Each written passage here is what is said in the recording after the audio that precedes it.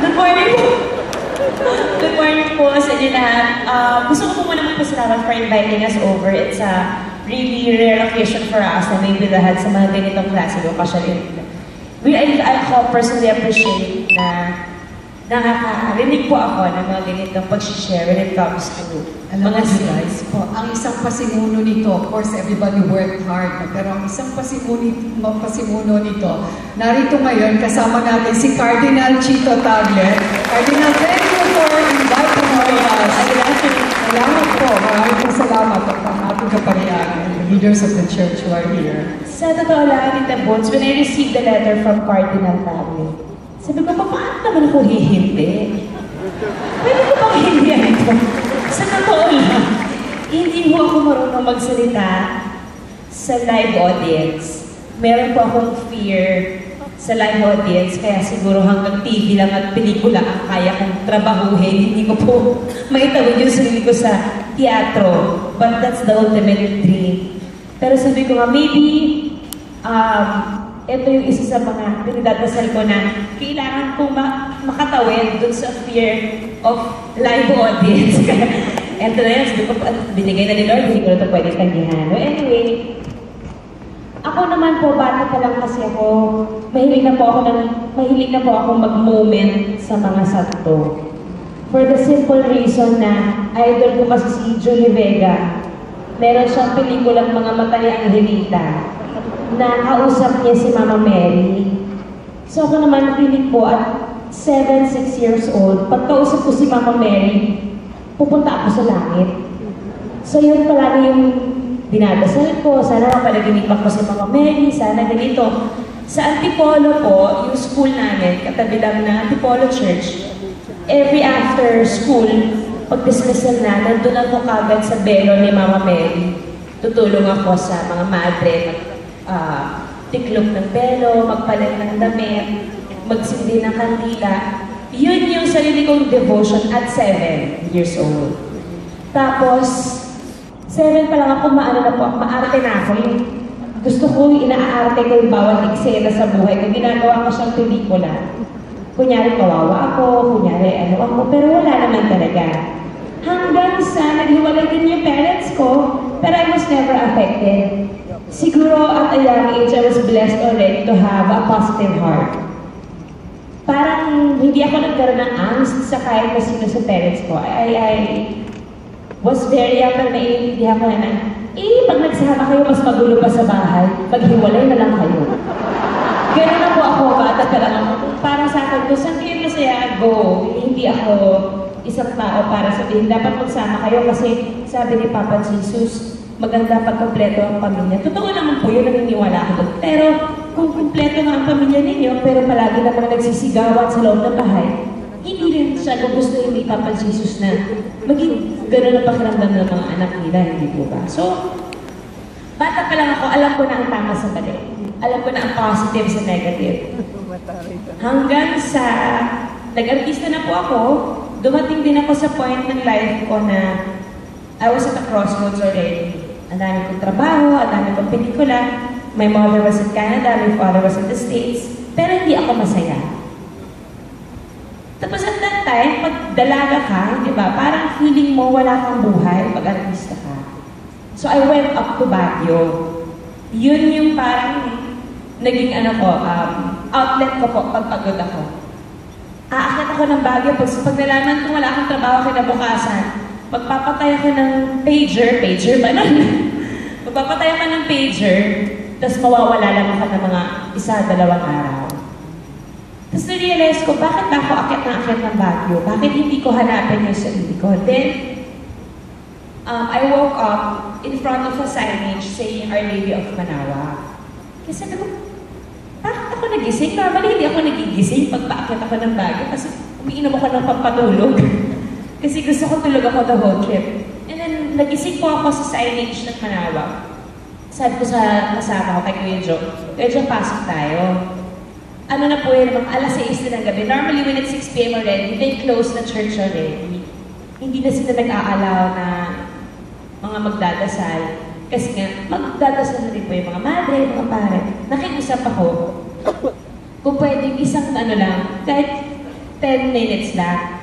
Then nakita ko po si Father Sonny Ramirez sa Manaoag. And then, siya yung nag-introduce sa akin ng mga miracles ni Mother of Manaoag. Hanggang sa when I was alone inside the church, very few moments inside Manaoag na makikita mo yung sarili mong mag-isa ka, kausap mo si Mother of Manaoag na wala kang ibang kasama.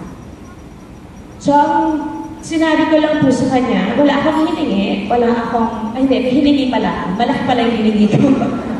Ang hiningi ko lang, yung lead me kung saan po pa talaga ako pupunta. Shall I stay in show business? Shall I go live with my mom in Canada? O hayaan ko lang kung ano yung ibigay niyo sa akin? So doon ako nag-stay sa hayaan ko lang. Kasabay nun yung pag tumanda po ako at kinailangan ko na ng isang tao makakasama pang habang buhay. Bigyan niyo ako ng tao, magdidirect sa akin sa tamang path, magtuturo sa akin ng tama sa mali, and at the same time, magiging positive lang ako palagi. So, I came to a point na paminsan tinatanong ko pa nga nakinig ba siya? Parang hindi ako narinig. Kailangan ko bang sumigaw? Hanggang sa nakikita ko na po yung sarili ko na every week or every month, I would always go there. I would visit Mother Mary of Manaoag. Lahat ng kotse ko doon ko pinapabless para may dahilan ako para magpunta at bumiyahe ng 4-5 oras papuntang Manaoag. Hindi na nga ako nagbabagyo hanggang Manaoag lang. And I would always lift up to her my projects, mga movies, hanggang sa dumating na naman ako sa punto, basag na basag yung puso ko sa dami ng leading man. Ba't mga lalaki ito? Alam, totoo. Pinagdasal ko na lang na, alam mo mga Mary, I will be happy at that time na bibigay mo sa akin ang happiness. So bahala ka na. Please pray for me. Sana dumating ako sa point ng buhay ko na makakapagpa-inspire lang ako. So, I guess dito na po ako. Dahil po sa lahat ng dinasal ko, the Vatican gave me my own image of Mama Mary of Manaoag. So, kasama ko na siya sa lahat. Hindi kita matatalo, one nila, please. Si Ryan ba? Anong role ni Ryan sa devotion mo kay Mama Mary sa Manaoag in particular? Hindi ko na po siya nadala kay Mama Mary kasi si Mama Mary na yung nagstay sa bahay namin, dalawa. Kaya everyday nakikita naman niya, every Christmas Day, binibaptize po ni Father Sonny si Mama Mary. So we have this yearly reunion with Father Sonny and Mama Mary of Manaoag with other friends as well. And binibless niya rin yung family. Si Ryan, silent practitioner naman po siya. Hindi siya yung talagang all out loud na magsasabing devotee siya. Pero we as couples have our own way of our relationship with the Lord. Thank you, Julia. Thank you, Miss July. Okay, medyo ginipit na po tayo ng oras, ano?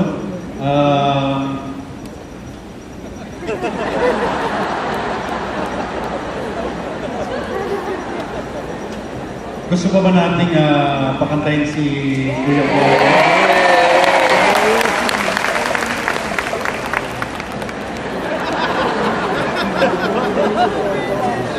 Okay, so Maestro, from the bottom of his heart, he wants to dedicate this song to all of us.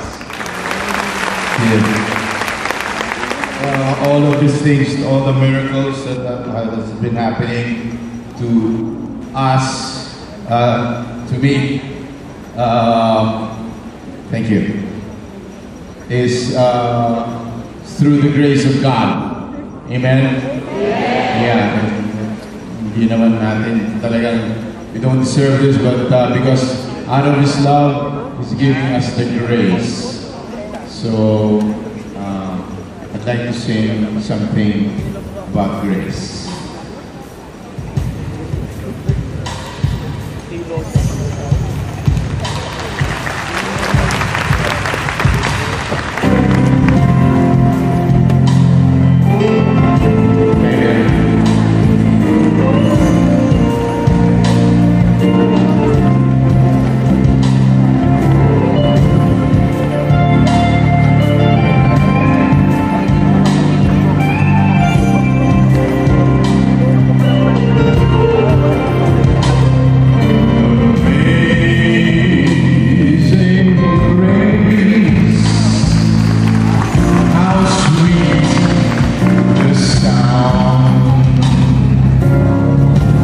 Let's sing the